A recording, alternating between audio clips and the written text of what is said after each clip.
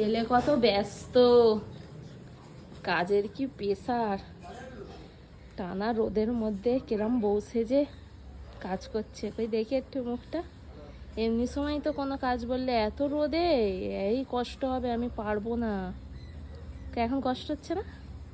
তুই বুঝতে পারছিস না, ছেলেদের এটা ইমোশন, ছেলেদের ইমোশনকে সবসময় ঠিক এটা রাখ। কি মাখাচ্ছ? পালিশ, শীতকাল পড়েছে, কে পালিশ মাখাতে হবে না? তোদের তো গা ফাটে। আমারও তো গা হাত ফোস্ফোটে। ফাটা, কই কোনোদিনও তো কিছু মাখিয়ে দাওনি। মাখিয়ে কেন দেবো, মেখে নিবি। এরা নিজে মাখতে পারলে তাহলে এদেরকেও মাখিয়ে দিবি। ও হাঁটতে পারে, দৌড়াতে পারে, আর মাখতে পারে না? এর কাজ দৌড়ানো, তোর কাজ কি? তোর আমার কাজ কাছে হচ্ছে দৌড়ানো। দৌড়ানো।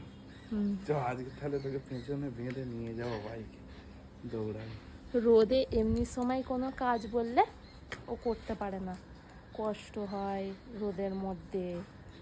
কিন্তু গাড়ির কোনো কাজ বললে ওর রোদই লাগে না। আর আমার চোখের অবস্থা দেখো, ঠান্ডা লেগেছে, সারা রাত নাক থেকে জল গড়িয়ে চলে আসছে, সোয়েটার নিবি।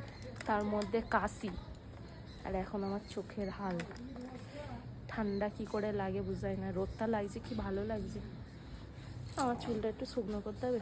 দিচ্ছি, আমার গাড়ির কাজটা হোক তারপর। হ্যাঁ, তুই নিউমোনিয়া হয়ে মরে যা, আগে আমার গাড়ির কাজ হোক, তারপরে তোকে ডাক্তারখানায় নিয়ে যাব। চুলটা আমি আঁচড়াই নিব। স্নান করে পুজো করে নিলাম, কারণ আমরা আজ একটা জায়গায় যাব, তাই তো। ছোট্ট একটা জায়গায়, ছোট্ট রাইডে, শর্ট রাইডে যাবো।